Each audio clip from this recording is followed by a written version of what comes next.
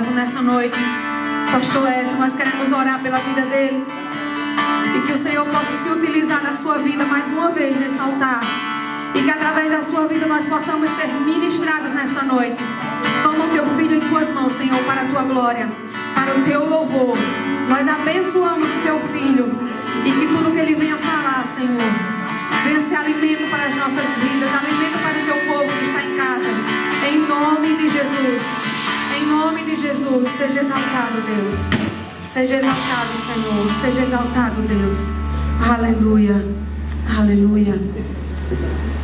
Glória a Deus, glória a Deus, glória a Deus. Aleluia, aleluias, aleluias.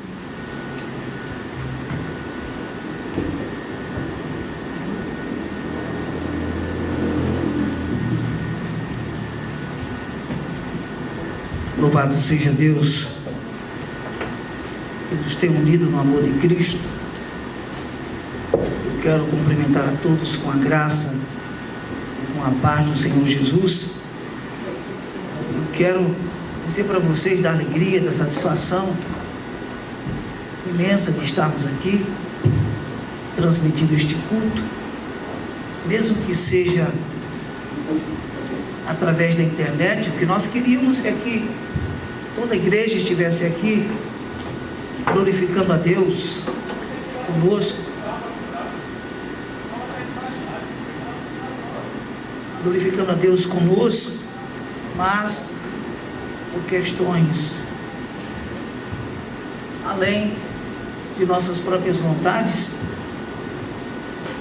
a pedido de muitos irmãos, nós decidimos celebrar este culto via internet.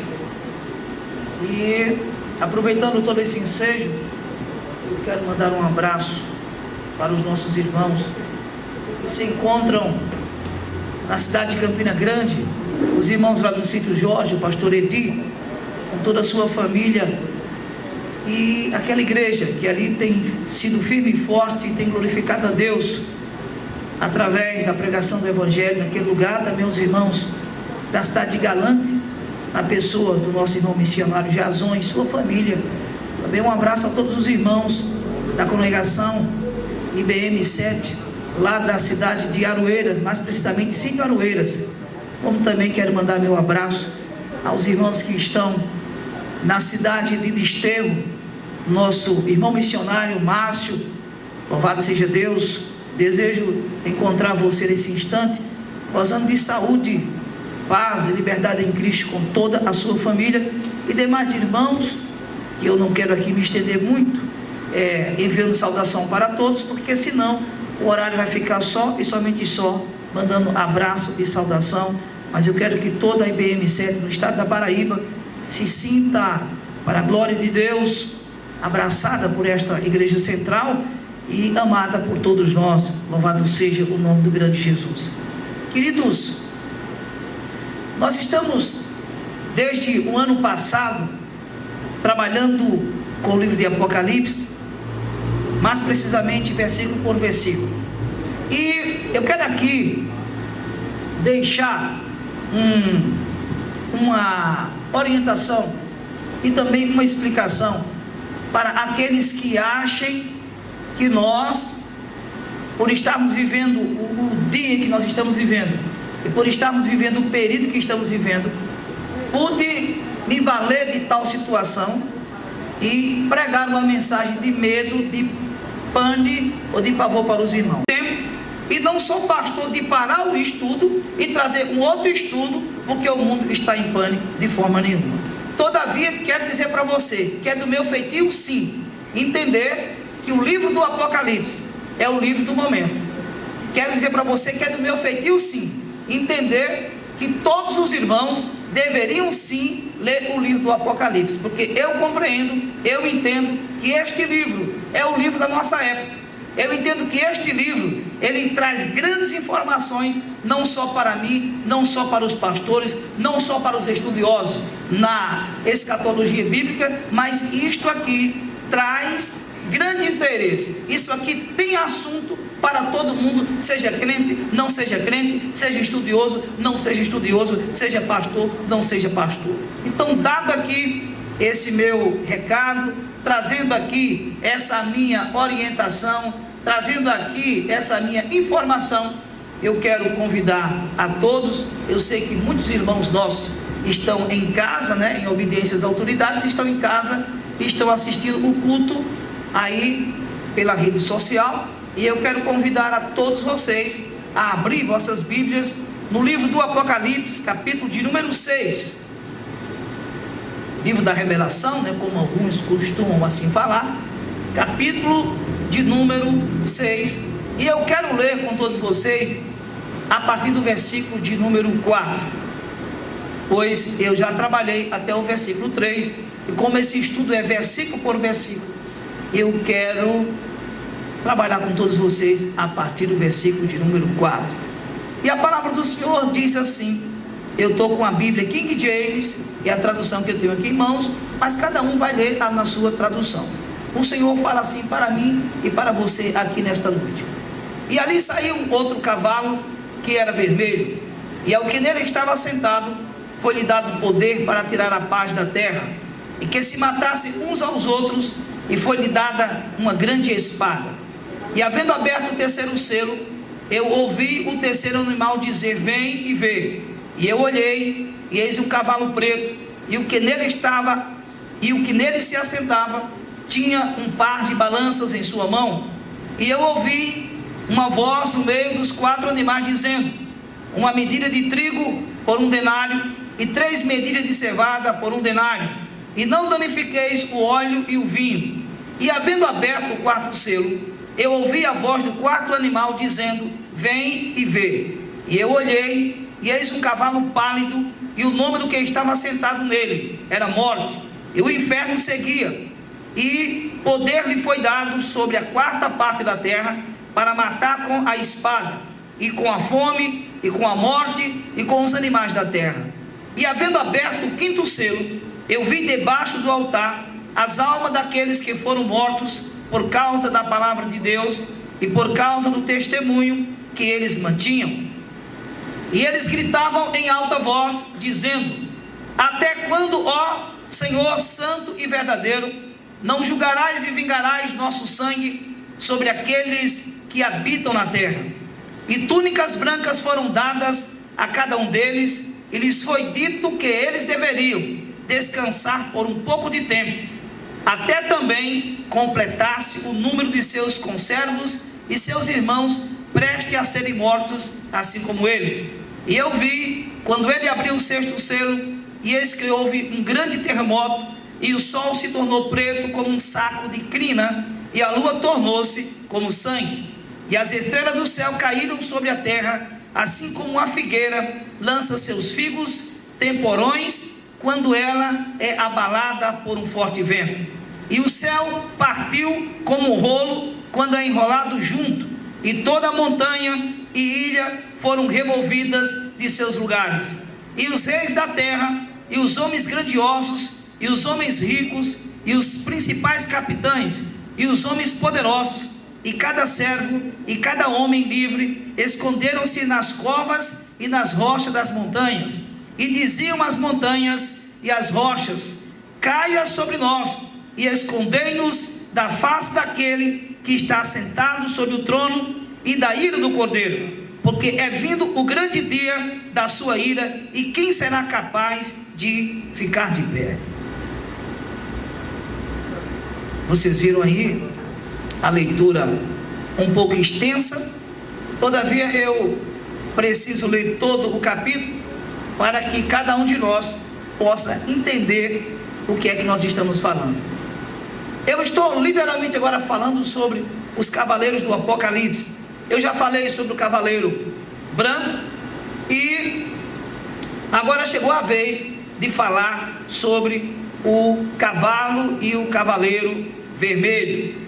Amados, a palavra do Senhor diz que, ora, aberto o 2º selo, aparece o 2º cavaleiro do Apocalipse, e diz a palavra de Deus que este cavaleiro tem a missão de tirar a paz da terra.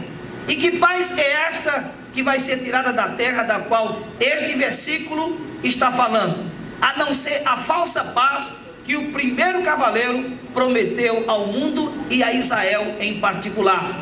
Quem viu a primeira parte desse estudo sobre os cavaleiros, compreende e entende comigo que o primeiro cavaleiro, ele veio para trazer uma falsa paz.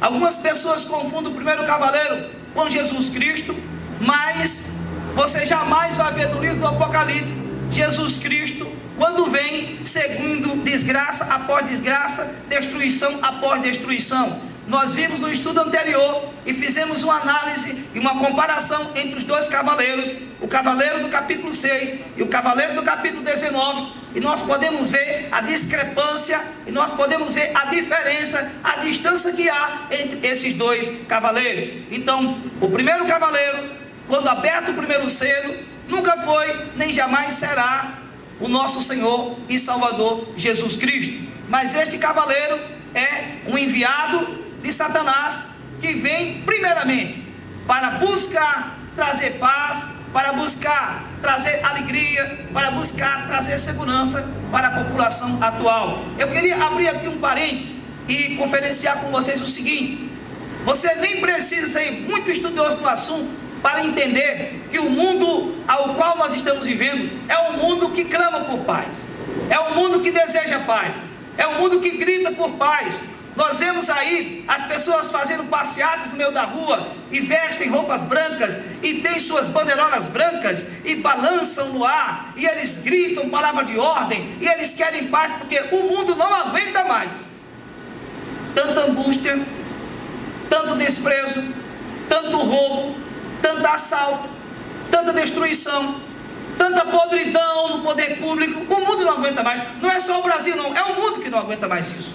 E nada melhor do que chegar alguém que possa trazer para o mundo uma pregação de paz. E é isso que o primeiro cavaleiro fez. Todavia, o primeiro cavaleiro, não sendo o príncipe da paz, ele jamais iria continuar com essa paz. E o que é que ocorre?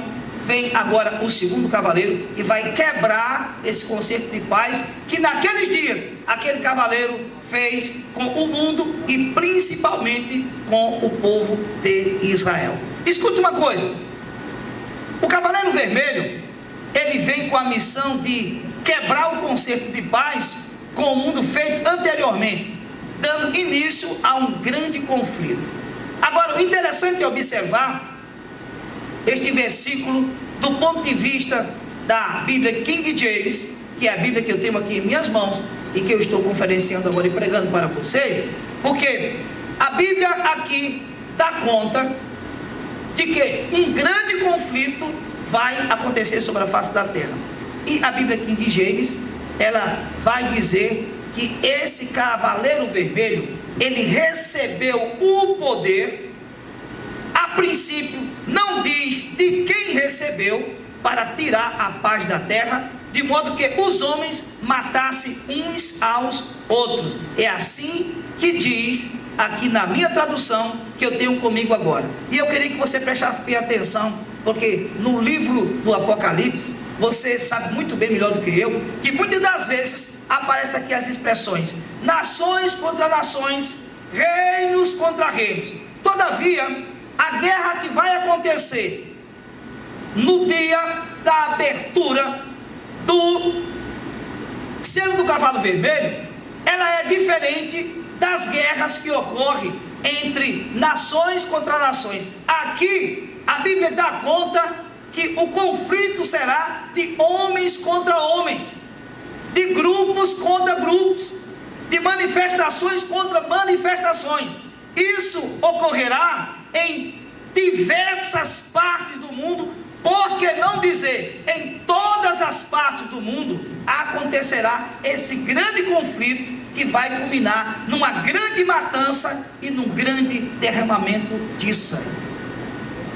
Eu estava pesquisando diversos estudiosos no assunto do Apocalipse, e eu estava vendo alguns comentários de algumas Bíblias, e eu pude entender que o único comentário que me trouxe um melhor entendimento e que eu me acosto mais a ele é o comentário feito pelo escritor, um assembleano, salvo engano, chamado Armando Chaves Cohen. No seu livro intitulado Estudo sobre o Apocalipse, um comentário versículo por versículo, ele diz lá o seguinte, abre aspas: o que levará à ruptura nessa falsa paz, dando lugar a grandes conflitos, será uma grande insatisfação dos homens contra o governo da besta, e a balbúrdia, algazarra, revolta, subversão tomarão uma escala tão grande que haverá uma luta de homens contra homens, grupos contra grupos, de forma tão terrível por toda parte, que grande será o derramamento de sangue naqueles dias, fecha aspas.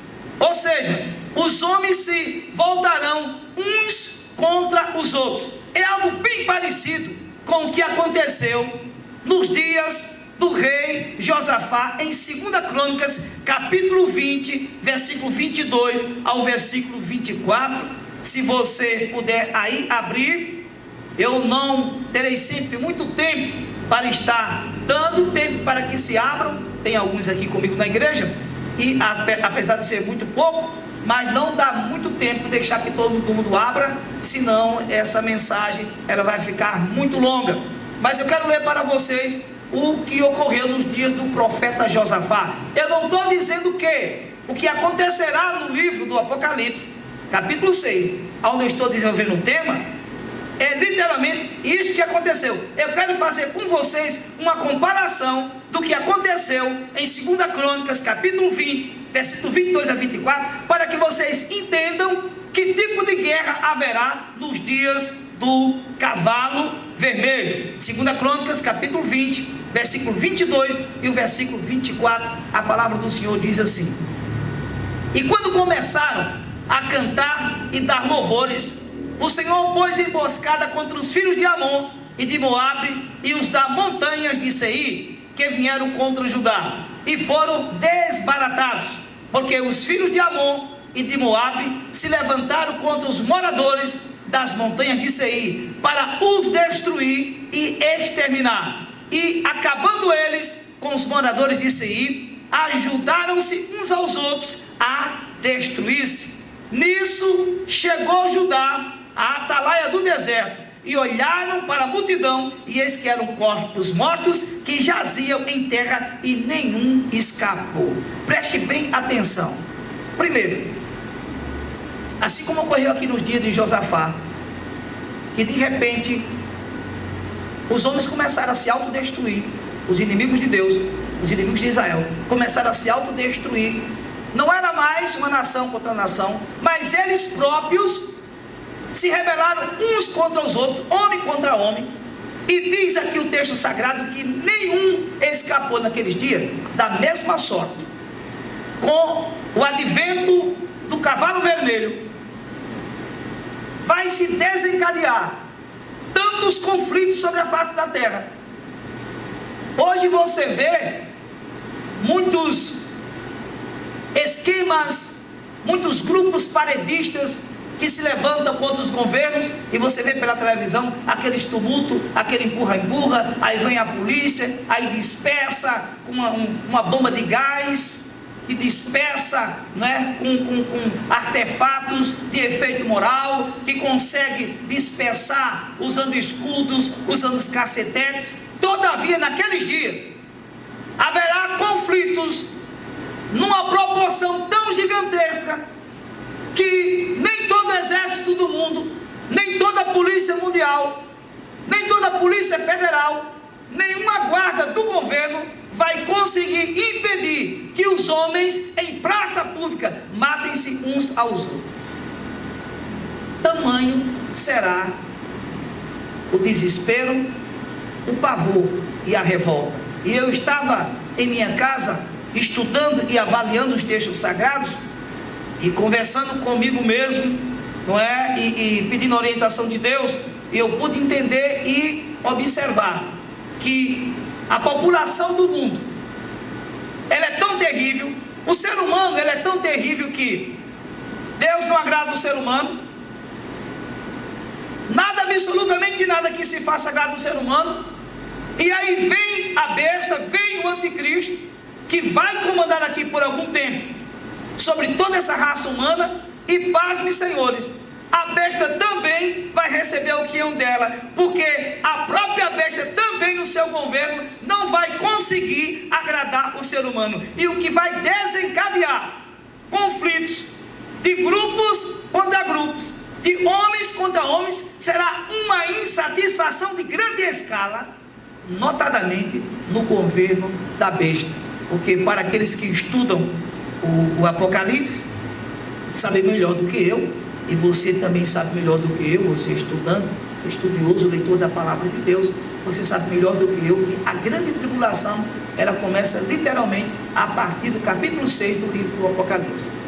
E todos nós sabemos que a partir desta data, nós que eu digo, aqueles que estarão ali naqueles dias, porque eu acredito que a igreja de Cristo, lavada e remida no sangue de Jesus, não passará por esta grande tribulação. E também não vou estar discutindo, não vou à rede social fazer debate no tocante a isso, nem me chama porque eu não vou, porque eu entendo o seguinte: você quer passar, meu irmão, minha irmã, pela grande tribulação, faça bom proveito, louvado seja Deus. Você quer, meu irmão, ser arrebatado no meio do tumulto da grande tribulação, faça bom proveito. Eu particularmente aguardo o Senhor. A Bíblia diz que quando houver toda essa destruição, o Senhor vai se manifestar nas nuvens com poder e grande glória, e Ele nos promete que nos levará antes que essa grande destruição venha assolar e a tomar conta da terra. E eu acredito que muitos que estão me ouvindo estão dando glória a Deus, porque eles entendem sim que Jesus Cristo nos chamou não para a destruição, mas para celebrar as bodas do Cordeiro. A grande tribulação são 7 anos de tribulação sobre a face da terra, mas para aqueles que foram levados ao céu em Cristo, haverá também 7 anos de festa no céu, de galardão, de louvor, de glória e de honra que o Cordeiro fará para toda a sua igreja. Nós entendemos assim, e volto a dizer para você: se você quer ir para a grande tribulação, faça bom proveito,